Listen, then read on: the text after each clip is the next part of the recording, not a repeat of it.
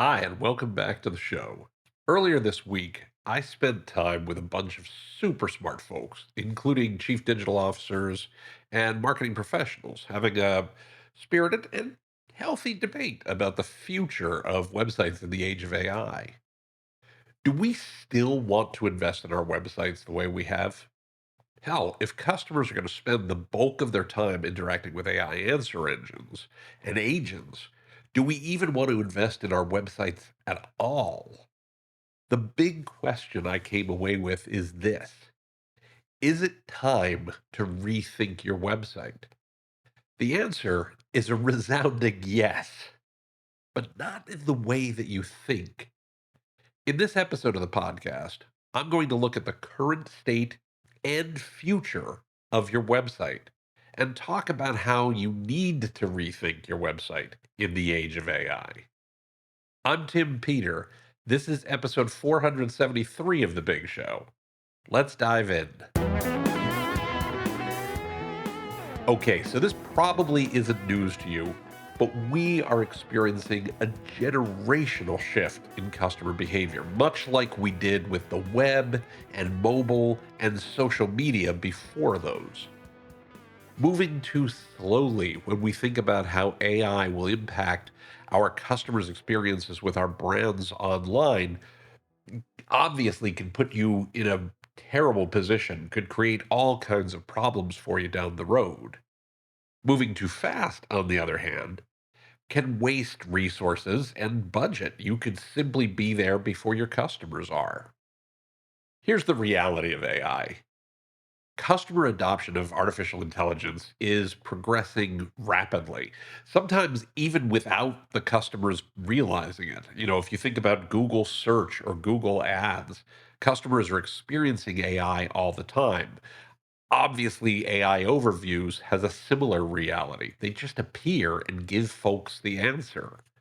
The number of customers who are using AI is only going to increase, whether they know it or not.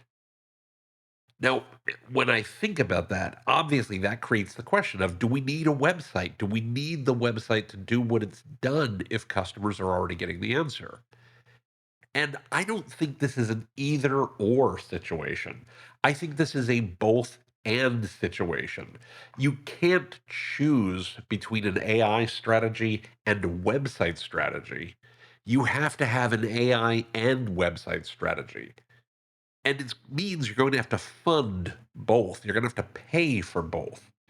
The real question is, or the key to it really is, how you allocate that funding.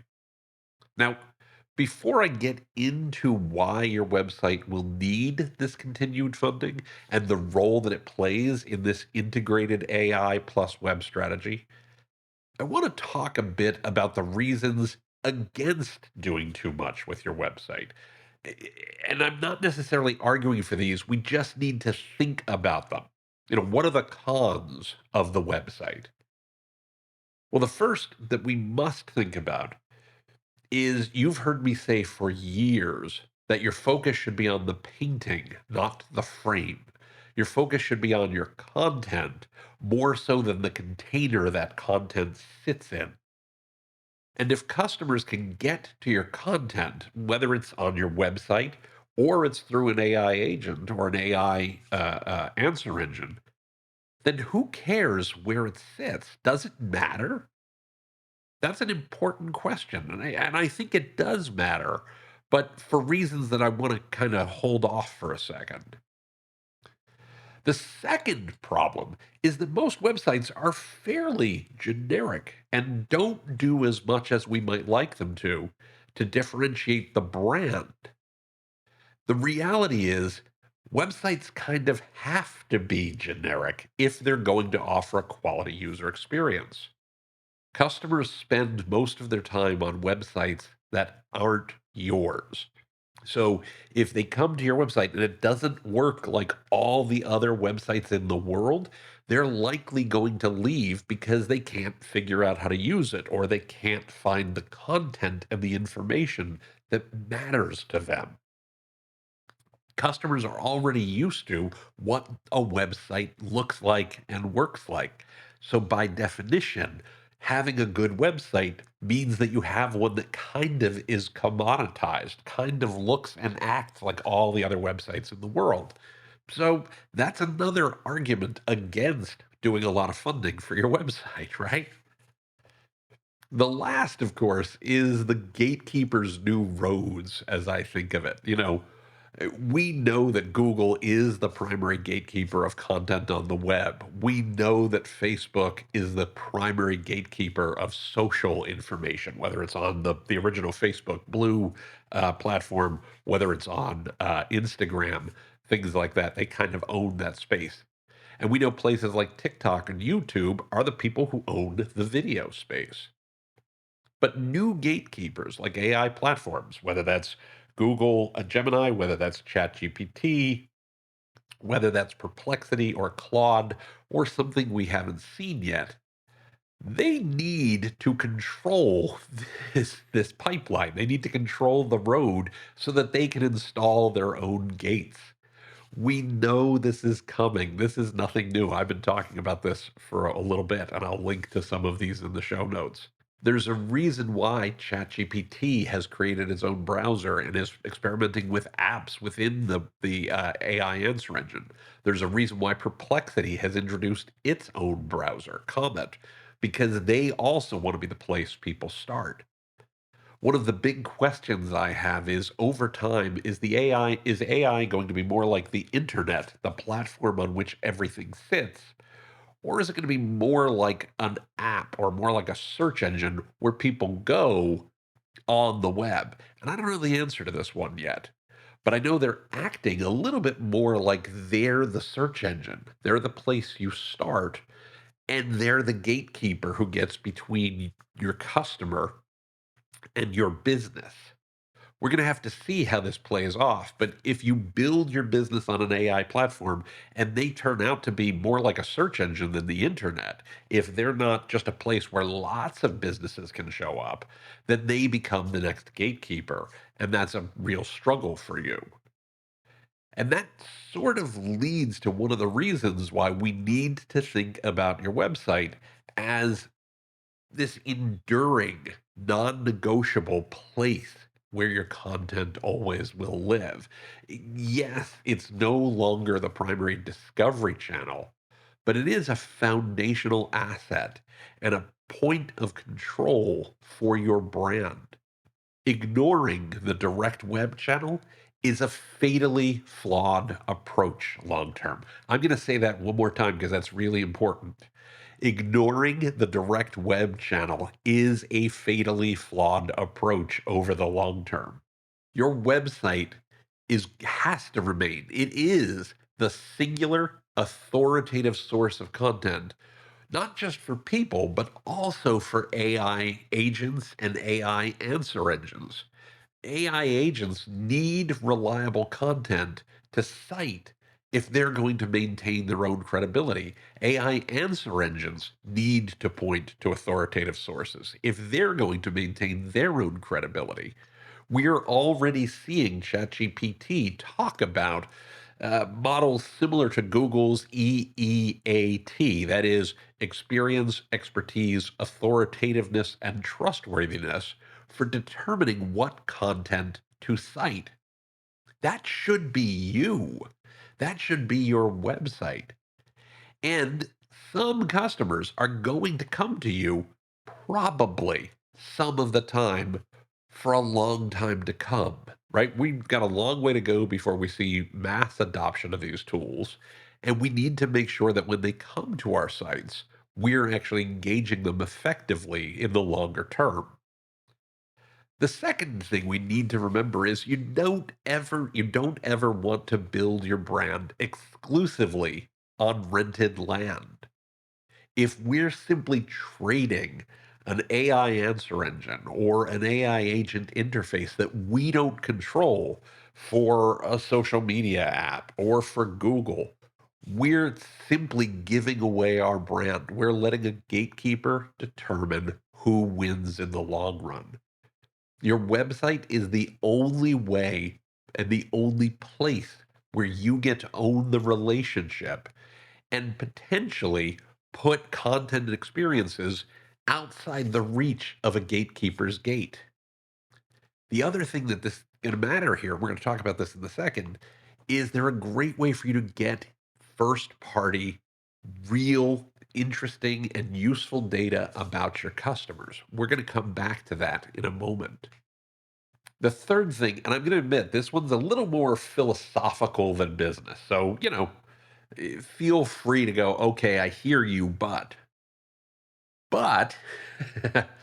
the open web is one of the greatest inventions that we have had for humanity and for businesses in certainly in my lifetime. It is the place where customers can always go and go directly to the source. It is the place where you can put a message out and reach people without a gatekeeper necessarily getting between you and your intended audience.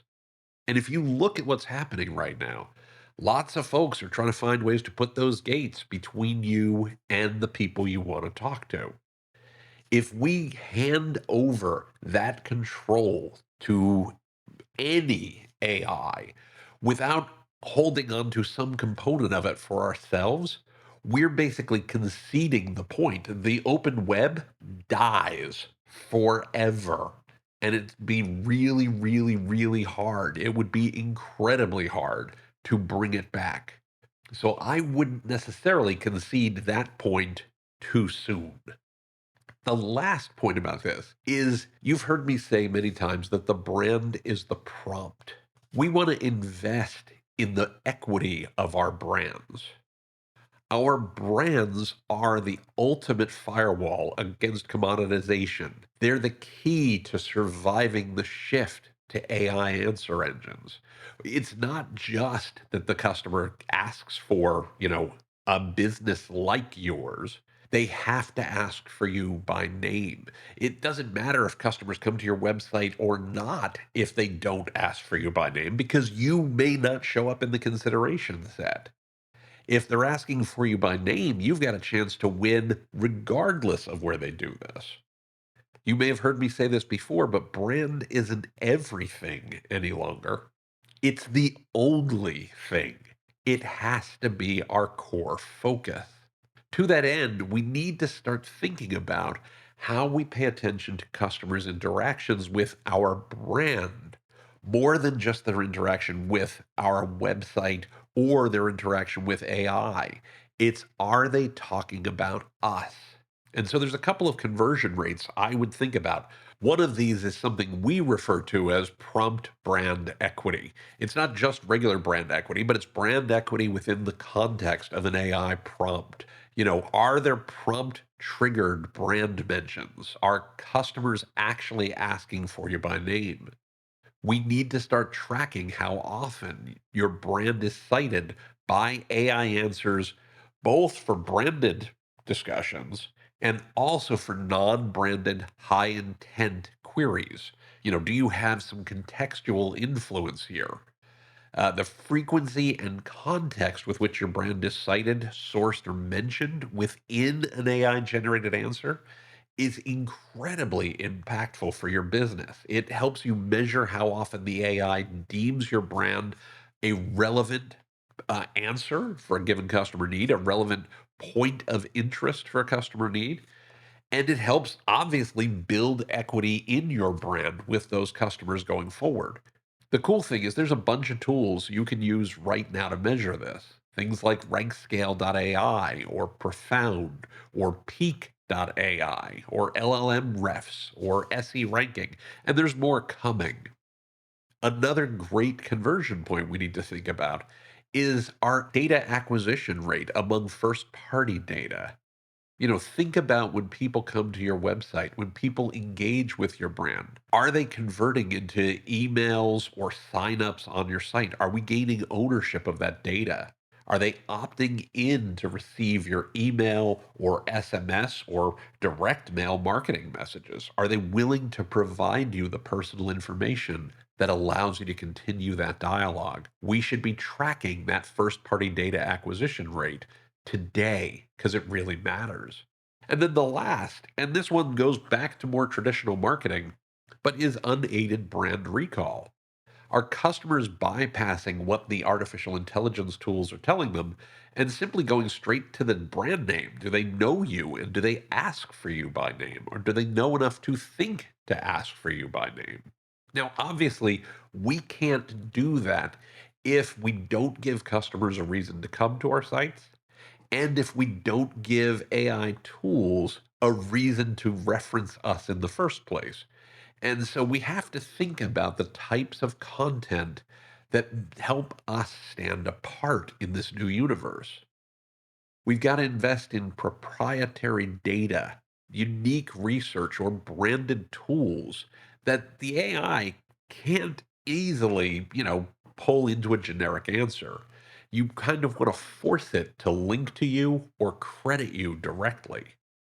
Think about things like unique proprietary intellectual property. This could be research. This could be named frameworks. This could be a unique data set that only you possess and only you can share that helps protect against more generic artificial intelligence generated answers. Think in terms of naming these items if you can. You want to build this distinct brand platform and a distinct brand portfolio of assets that potential customers associate with you and ask for by name. Now, I realize these all sound like good ideas and everything, but how do you action this? And I'm going to be honest, this is something that is a work in progress, but I think there is a fairly easy budget breakdown we want to talk about. And I think of it as a 70-30-10 approach. It focuses on first a foundational investment. 30% of your budget really needs to help make your content accessible and discoverable by the new AI platforms. Whether this is GEO or AEO or AIO, whatever you want to call it, it has to be a big part of what you're doing right now. So, some percentage of your web budget, probably about 30%, needs to be focused on how do we do this better right now. We're thinking in terms of structured data and making our content readable by machines in a way that they can access. It's something that's incredibly important to ensuring you show up in the first place. And you need to work with your web development partners or use tools that provide these capabilities, make it easier for you to get your name out there in the first place. One of the things that we know about GEO and AEO and AIO and all of those at the moment is that we can't even decide on a name yet. It's still a fairly immature space. That's why I wouldn't go much bigger than about 30% of your time or budget on this, because this could shift really heavily. Don't go all in. Don't, in the words of one of these really smart people I talked to this week, don't over index in either direction yet, and certainly not yet on AI answer engines. But make sure you're allocating a meaningful chunk of your time, 30%, to showing up in those places. 70% needs to be focused on your website's new capabilities. You've heard me talk about the hub and spoke model many times. The hub are the things you control, and the spokes are the places where your content can show up outside your website. Well, the hub isn't just your website, it's also your CRM. It's also the place where you can build those direct connections with customers and maintain a direct connection with customers, regardless of whether they start on an AI tool or not. Your CRM is a massive component of that hub and maybe will be the long term hub even more than your website. Maybe. So your site's job is to ensure that it absolutely converts people to wanting to connect with you directly. Now, some ways you need to do that are first, work the way the web is starting to work. Make sure you've got great search capabilities on your website. Make sure you've got chat capabilities on your website that allow customers to interact with you in the way they expect to interact with every website. Just like I was talking about before, this is one where we want to lean into the way the web is beginning to work. Because if your site doesn't do that, you're going to get left behind here. The role your website has to play is to efficiently convert AI driven interest into a direct customer relationship, into your CRM. Again, this is where we're going to pay attention to first party data acquisition. Are we acquiring that customer information? So that's the 70%. The final part is the 10% that we need to focus on brand equity, on building brand equity. That's dedicated funding for the creative and proprietary and distinctive content that's going to build unaided brand recall over time. It's the ultimate investment in the brand as the prompt. We may find over time that the 30 and the 10 flip as we start to get some of the foundational elements in place, as we start to get the infrastructure in place, as we start to provide the kinds of structured content that allow customers to find us and allow AI agents and AI answer engines cite us. Maybe we don't have to put 30% there. Maybe that becomes the 10 and content shifts to 30. But the point is, over time, we need to be building that brand equity. We need to be investing in that for the long term. Finally, we've got to move with some degree of urgency here. Now, this one gets a little complicated. There is a long-standing strategy called being a fast follower, where we pay attention to what our competition does, we pay attention to what the market as a whole does, and we move fast to then duplicate that. I'm a little concerned that if this is in fact a generational shift in customer behavior, moving too slowly could create problems. So you absolutely want to pay attention to your data. You absolutely want to pay attention to your market, but you also want to make sure you're at least testing now. If you're not showing up in GEO, in AI answer engines right now, if AI agents and these agentic browsers like Atlas or Comet can't find you and aren't citing you today, then you already have a problem. You're already behind the eight ball here. So you want to make sure you're doing at least some investment right now to find out how much more investment you need to make, right? But it's time to focus on that. The time to move fast is today. Think about how you split your budget accordingly to do what works for you. Again, start with 70, 30, 10. You can obviously play with those. Maybe in your world it's 50, 40, 10. Maybe it's 50, 35, 15. But start with a model that works for you so that you're not over indexing in any one channel, but instead you're investing in your brand, in your structured data, and in your content, as well as website functionality to build that connection with your customer for the long run. If you do that, I guarantee that your business is going to be in great shape no matter how the web evolves and no matter what the truth of the future of the web is. Now, looking at the clock on the wall, we are out of time for this week. I'm willing to bet that you might know somebody who would benefit from what we've talked about today.